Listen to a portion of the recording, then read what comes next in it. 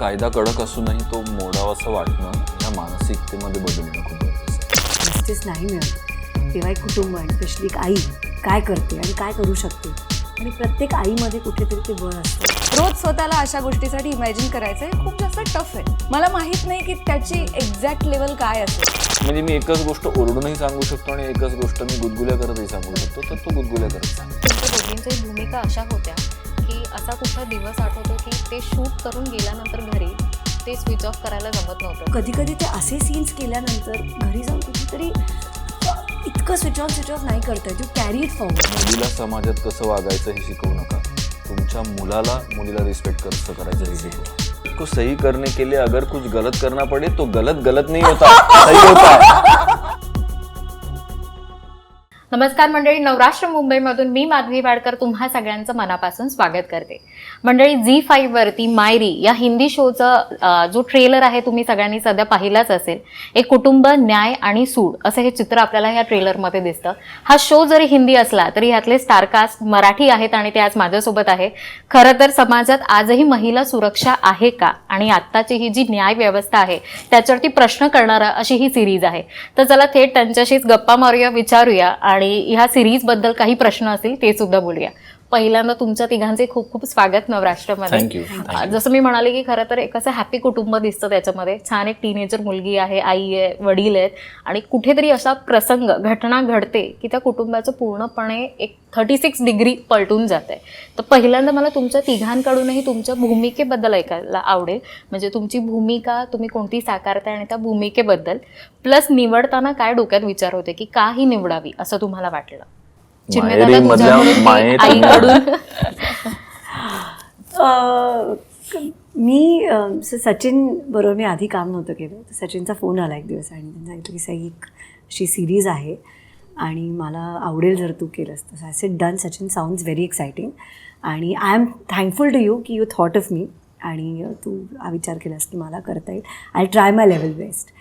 आणि स्टोरी जी आहे ती ऑफकोर्स एक रिव्हेंज स्टोरी आहे की जेव्हा जस्टिस नाही मिळत तेव्हा एक कुटुंब आणि स्पेशली एक आई काय करते आणि काय करू शकते, आणि प्रत्येक आईमध्ये कुठेतरी ते बळ असतं की if something happens to your child, specially your child, तेव्हा एक आई कशी उभी राहते आणि एक साधी ऑर्डिनरी आई पण कसं काय करू शकते. That is about the. तर मला असं आहे की कुठेतरी बिंग अ मदर मला हे कॅरेक्टर खूप जवळचं वाटलं. कारण आय फेल्ट हे आजकाल घरोघरी म्हणजे बऱ्याच घरी होतं, हे खूप कॉमन गोष्ट झाली आहे. आणि काय वाटत असेल त्या आईवडिलांना किंवा काय वेदना होत असेल, स्पेशली जेव्हा जस्टिस मिळत नाही and they have to just let go of something like this. So तेव्हा काय होतं नक्की, how does a family rise up to it. तर मला आय फेल्ट की ॲज अन ॲक्टर फार कमी तुम्हाला असे संधी मिळते ॲक्च्युली, जेव्हा तुम्ही एक असा रोल किंवा असा एक सब्जेक्ट तुमच्याकडे येतो. तर obviously I didn't want to let go of it. आणि प्रयत्न हाच केला आहे की किती ऑनेस्टली आणि किती रिअल मला करता येईल. तन्वी, मी तुला विचारण कारण भाग्य दिले तू मला. सिरियल होती त्याच्यामध्ये एकदम वेगळं कॅरेक्टर होतं आणि एकदम वेगळं म्हणजे गोडी गुलाबी आणि छान सुंदर अशी ती मुलगी. आणि आता हे जे कॅरेक्टर करते, ही जी भूमिका आहे ही फार डिफरंट आहे. तर किती कठीण होती तुझ्यासाठी ते करताना? कारण खरं तर ते प्रसंग जेव्हा आपण बातम्या सुद्धा वाचतो, कधी कधी असं होतं की तळपायची एक मस्तकाला जाते ते वाचून सुद्धा, आणि जेव्हा तुम्ही ती भूमिका प्ले करत आहात तर किती आव्हान असतं. म्हणजे तू काही तयारी वेगळी केली का त्यासाठी सुद्धा? तयारीपेक्षा मी म्हणेन की अर्थात हा रोल खूप चॅलेंजिंग होता माझ्यासाठी. एका वेगळ्या लँग्वेजमधलं माझं पहिलं काम होतं हे. आणि याआधी मी सलग 2 वर्ष एक मराठी मालिका केली ज्यामध्ये मी एका मुलीची आई झाले होते. माझा 360 डिग्री चेंज ओव्हर होता ॲक्च्युली, ज्यामध्ये मी 18 वर्षाच्या मुलीचं काम करते. आपली एनर्जी असते एका प्रत्येक कॅरेक्टर त्या वयाची. 18 वर्षाची मुलगी थोडीशी चुलबुली, त्यांना पार्टीला जाणारी, मित्रांबरोबर फिरणारी वगैरे मुलगी, अचानक आपल्याला तो सूर नाही सापडत एखाद्या कॅरेक्टरचा. पहिले 2 दिवस शूटिंगचे मला असं झालं की हा मला नाही सापडत आहे अजून तो सूर. म्हणजे डिरेक्टरना ओके होतं, सगळे टेक्स ओके होते, बट आपल्याला आतून वाटत असतं ना की अजून तो सूर नाही सापडत आहे, मी नाही आहे अजून खुश. तो वेळ नक्कीच गेला माझ्यासाठी सुद्धा. आणि त्यानंतर एवढं चॅलेंजिंग म्हणेन मी हे पात्र, कारण ती वेदना मला अनुभवायची आहे. जवळपास रोज आपण शूट करतो, आम्ही 15 दिवस शूट केलं, त्यातले 14 दिवस तरी मला ते करावं लागलं रोज. रोज स्वतःला अशा गोष्टीसाठी इमॅजिन करायचं हे खूप जास्त टफ आहे. मला माहित नाही की त्याची एक्झॅक्ट लेवल काय असेल, कोणीच नाही सांगू शकत, कारण आपण हे कधी एक्सपिरियन्स नाही करू शकत. सो चॅलेंजिंग होतं आणि मला खूप आवडलं, कारण एका ॲक्टरला तेच हवं असतं की आपल्याला काहीतरी एखादं कॅरेक्टर असं मिळेल जे आपल्याला चॅलेंज करेल, पहिल्या कामापेक्षा कम्प्लीट वेगळं असेल, पहिली इमेज पुसणारं असेल. आणि येस, मला हा चान्स मिळाला. सो खरंच थँक्यू आणि खूप खूप थँक्यू त्यासाठी. चिन्मय दादा, तुला विचारेल की तुझी भूमिका, कारण खरं तर तू स्पष्ट वक्ता आहे आणि खूपशे अशा गोष्टी मांडतो की ज्याच्यातून कुठेतरी एक समाजाला आरसा दिसतो, तर ही भूमिका करताना कसा अनुभव होता? सचिन दरेकर यांनी मला माझ्या करिअरमधल्या खूप महत्त्वाच्या काही भूमिका दिलेल्या आहेत. काही खूप माझे महत्त्वाचे सिनेमे त्यांनी लिहिलेले आहेत.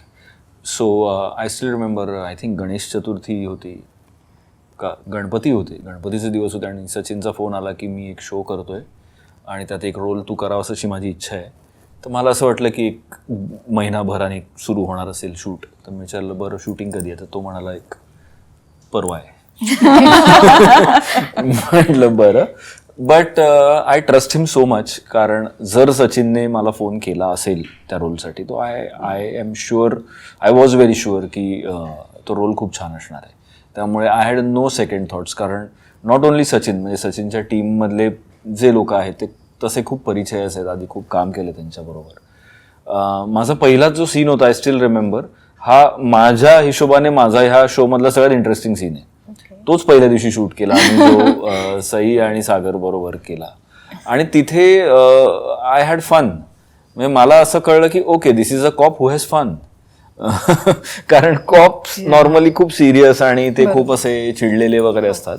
बट सचिनच्या लिखाणातच त्या कॅरेक्टरला एक खूप mundane morbid sense of humour आहे आणि तो कुठल्याही गोष्टीकडे तो काम सिरियसलीच करतोय, पण तो असला की वातावरण सिरियस नसतं फार. लोक त्याचे असिस्टंट्स पण हसत असतात, तो समोरच्याला प्रश्न विचारताना पण अशा पद्धतीनेच विचारतो.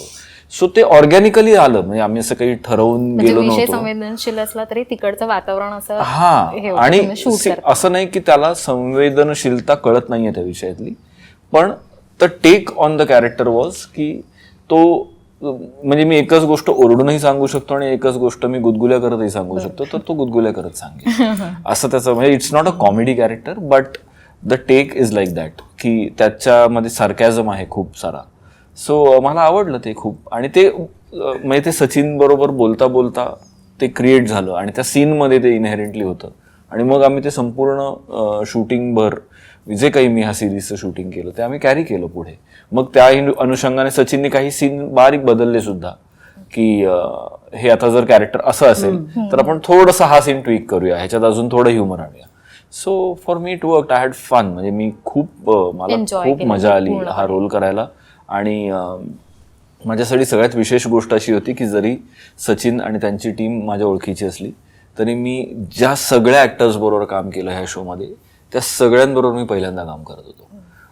सो दॅट वॉज हा अनुभव कसा होता ह्या मस्त सगळ्यांसोबत मस्त. पहिल्यांदाचा? म्हणजे सई, वी हॅव बीन एखादा वॉचिंग हर किस्सा ऑन काही असेल टेलिव्हिजन. तर असा यांच्यासोबतचा, म्हणजे fun किस्सा किस्सा असं काही किंवा- नाही, बट इट वॉज फन की we have watch Sai on television for such a long time now, on Hindi television as well. Tanvi आणि माझी ओळख होती, पण आमचा काम करण्याचा एक योग हुकला होता याच्या आधी लॉकडाऊनच्या काळात. तो हा योग आला. पण तो हा योग आला. सागर इज वन ऍक्टर जो मला खूप आवडतो, अत्यंत नॅचरल काम करणारा ऍक्टर आहे. सो दॅट वॉज एक्साइटिंग त्याच्याबरोबर काम करणं. आणि सगळेच म्हणजे जे जे अभिनेते, जी तरुण मुलं ह्याच्यात आहेत, अजूनही खूप सारी कास्ट आहे. So it was fun working with all of them. मी तुम्हाला दोघींना विचारेन, आपण कलाकार म्हटलं की कलाकार मोस्टली म्हणतात की स्विच ऑन आणि स्विच ऑफ हे करता आलं पाहिजे भूमिकेमधून. पण ह्या तुमच्या दोघींच्याही भूमिका अशा होत्या की असा कुठला दिवस आठवतो की ते शूट करून गेल्यानंतर घरी ते स्विच ऑफ करायला जमत नव्हतं, त्या भूमिकेतून बाहेर पडणं जमत नव्हतं किंवा ते त्रासदायक वाटत होतं असं? काही सीन्स फार इझी असतात स्विच ऑफ करणार, जे नॉर्मल तुमचे सीन्स असतात. काही ॲज आय सेड की तिला जसं ती म्हणली की असा प्रसंग देवाच्या कृपेने, she doesn't know the gravity of the situation, so तो करणं, किंवा I have not been through that. So पण as a mother, as a very over protective mother, imagine करणं आणि मग ते कारण ते इमॅजिन करणं इतकं भीतीदायक आहे ना ते सगळं, आणि त्याच्यात स्वतःला ॲज अन ॲक्टर टाकणं, कारण तुम्हाला ते इमोशन्स तितके खरे पाहिजेत. कारण ॲज ॲक्टर्स तुम्ही ते रडणं काय कोणी रडू शकतं, पण ते कितपत खरं तुम्ही फील करून करता ते ऑडियन्स. माझे वडील नेहमी म्हणायचे की कॅमेरा डझंट ब्लिंक. तर तुम्ही जितकं ऑनेस्टली दाखवाल तितकं ते ऑनेस्टली लोकांपर्यंत पोचतं. सो कधी कधी ते असे सीन्स केल्यानंतर घरी जाऊन कुठेतरी इतकं स्विच ऑफ नाही करता येत. You carry it forward. म्हणजे maybe you'll be a little depressed, energy घरी तर अदरवाईज मी खूप खुश असता की अरे छान झालं काम, मजा आली, थकलो आहे तरी पण छान वाटतंय. पण असे सीन केल्यानंतर घरी कुठेतरी Wien you go back you feel बरं वाटतंय, कम्फर्ट घरी फॅमिलीला बघून, नवरा मुलगी आई बाबांना भेटून बरं वाटतं की no you still protected, it's all okay. So तो एक फिलिंग होता हा, अँड विच इज गुड. कारण ॲज अन ॲक्टर जेव्हा तुम्हाला असं थोडंसं डिस्टर्ब होतं आणि जेव्हा तुम्ही त्या एक नाही तर तुम्ही ना असं थोडं एक जे वॉकिंग करायला लागतं. तुम्ही सकाळी उठता तेच जाऊन रोल करता आणि रात्रीला तो विचार करता काय आज वेगळं केलं, काही याला आठवतही नाही आहे. पण असं जेव्हा काहीतरी डिस्टर्बिंग होतं ना तो it kind of shakes you up completely and असं अलाइव्ह वाटतं तुम्हाला. मला तुम्हाला अजून एक विचारायचं वाटेल, तुम्हाला 13 वर्षाची मुलगी आहे. हो.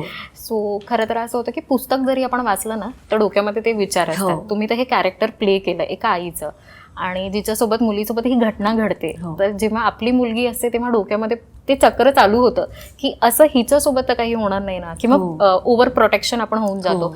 तर काय थिंकिंग त्यावेळेला तुम्हाला कसं एक मानसिकदृष्ट्या कंट्रोल केलं आफ्टर भूमिका करून आल्यानंतर की नाही या गोष्टी घडणार नाही? किंवा आज आता आपण बघतो की बातम्यांमध्ये खूपशा गोष्टी वाचायला येतात आणि सगळ्याच मदर्स कुठेतरी घाबरू नये की हे आपल्या मुलीसोबत नको व्हावं. तर त्याच्यासाठी काय सांगाल त्यांना की कसं आपण थोडंसं त्या गोष्टीतून बाहेर पडू शकतो? अवघड आहे, कारण टू बी व्हेरी ऑनेस्ट ना ह्या गोष्टी खूप डिस्टर्बिंग आहेत आणि if you are a very sensitive person ते तुमच्यावर राहतात खूप. त्यामुळे आय वूड से दॅट मला भीती वाटते ॲज अ मदर. आजसुद्धा जेव्हा ती शाळेत जाते, ती बस स्टॉपपर्यंत जाते, मला सतत एक असतं की जोपर्यंत मला कळत नाही ती शाळेत पोचली की नाही, शाळेतनं निघाले घरी पोचली की नाही, ही धाकधूक सतत राहते. आणि सॅडली समाज म्हणजे आम्ही त्या दिवशी मी आणि चिन्मय तेच बोलतो की आपण जेव्हा लहान होतो आईवडिलांना माहिती नसायचं की कुठे खेळतायत, काय करतायत, देवाला घरी येतील परत. आता म्हणजे मुलांना घेऊन तुम्ही इतके कॉन्शियस असता आणि काय करणार. म्हणजे sadly a sad part of the world. So prevention is the only way की तुम्ही जितकी काळजी घेऊ शकाल तेवढीच घेता येते तुम्हाला. पण याबद्दल काय सांगाल, म्हणजे ह्या सगळ्या परिस्थितीसाठी नेमकं कोणत्या गोष्टी अशा चेंज झाल्या पाहिजे किंवा परिवर्तन आलं पाहिजे? कारण आपल्या त्या काळामध्ये म्हणाला एवढी भीती नव्हती, पण आता खूप गोष्टी आहेत की लहान मूल 4 वर्षाचं असो की ते मोठं असो. फार मोठा विषय आहे ह्याच्यात एक्झॅक्टली दिवस जातील डिस्कस करत बसलो तर. पण तरी एखादी अशी गोष्ट की जी न्यायामध्ये किंवा कशात तुम्हाला वाटतं की परिवर्तन आणायला हवी? मला असं वाटत नाही की न्यायामध्ये, कारण कायदे कडक आहेत. खरंच आपल्या देशाचे कायदे खूप कडक आहेत. कायदा कडक असूनही तो मोडावासं वाटणं ह्या मानसिकतेमध्ये बदल येणं खूप गरजेचं आहे. म्हणजे आपण आता गेल्या काही वर्षात अशाही घटना बघितलेल्या आहेत जिथे कायद्याची चौकट मोडून लोकांनी शिक्षा दिलेल्या आहेत. पण तरीसुद्धा त्याने गुन्हे कमी होणार आहेत का? तर that is not an assurance. शेवटी प्रश्न हा मानसिकतेचा येतो. म्हणजे एक ते खूप सुंदर वाक्य आहे की तुमच्या मुलीला समाजात कसं वागायचं हे शिकवू नका, तुमच्या मुलीला रिस्पेक्ट कसं करायचं हे शिकवा. So I think being a father of a daughter and a son, for me that is the most important thing.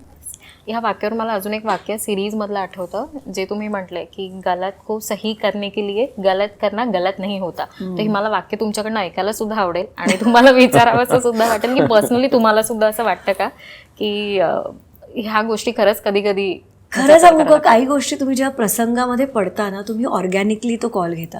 ह्या गोष्टी तुम्ही आधीपासून नाही विचार करू शकत. जेव्हा त्या गोष्टी घडतात त्या क्षणी तुमची मनस्थिती काय, प्रसंग काय, तुमचं वय काय, तुमचे काय थॉट प्रोसेस आहे, त्या हिशोबाने तुम्ही रिॲक्ट करता. हे अशक्य बोलणं की मी त्या क्षणी काय करीन. पण यू बिलीव्ह दॅट की जर का काही अशी सिच्युएशन असेल, I believe in protecting my family. Family. So what I don't know at that point what I would do, but yes, my family would be very important. तर मी तुला काय वाटतं? नक्कीच सेमच सिच्युएशन वाईज Yeah. असेल. चिन्मय दादा तुला? ऑफकोर्स हे खूप सिच्युएशनल आहे. मला वाक्य जर मिळालं ऐकायला तर आवडेल. मीच विसरले काय अगर गलत को कारण सही हेच वाक्य करने मलाही बोलायचं होतं आणि मी त्याच्यात खूप गलत गलत गलत गलत गलत गलत मी पण खूप आणि सचिन ना used to be very particular काही लाईन्स त्याला त्या तशाच पाहिजेत आणि मग मला ज्या कोणी ॲज अन ॲक्टर मला जर कोणी सांगितलं की ही लाईन अशीच बोलायची की मग माझा सॉलिड प्रॉब्लेम सुरू होतो कारण मग मी खूप कॉन्शियस होते की ही अशीच बोलायची त्यामुळे ही ती एक त्यापैकीच एक लाईन होती जी तशीच पाहिजे होती त्याला अगर गलत को सही करने के लिए कुछ गलत करना पड़े तो वो भी सही होता है व्हेरी नाईस. नाही ऍक्च्युली माझं वाक्य ह्याच्यापेक्षा कॉम्प्लिकेटेड होतं गलत को सही करने के लिए अगर कुछ गलत करना पडे तो गलत गलत नाही होता सही होता असं वाक्य होतं आणि मला आता हे आठवतंय कारण मी परवा डब केलं परत हे वाक्य ते डबिंग मध्ये साऊंड मध्ये काही प्रॉब्लेम झाला म्हणजे सर्व गलत गलत वाला वापस करणे म्हणजे मंडळी जर का आता हे वाक्य ह्यांची गलत आहे की सही आहे हे बघण्यासाठी आपल्याला ही नक्कीच सिरीज बघायला हवी तर खूप छान वाटलं तुमच्या तिघांशी गप्पा मारून आणि ह्या विषयावरती बोलून सुद्धा thank you Thank so you, much thank you. Thank you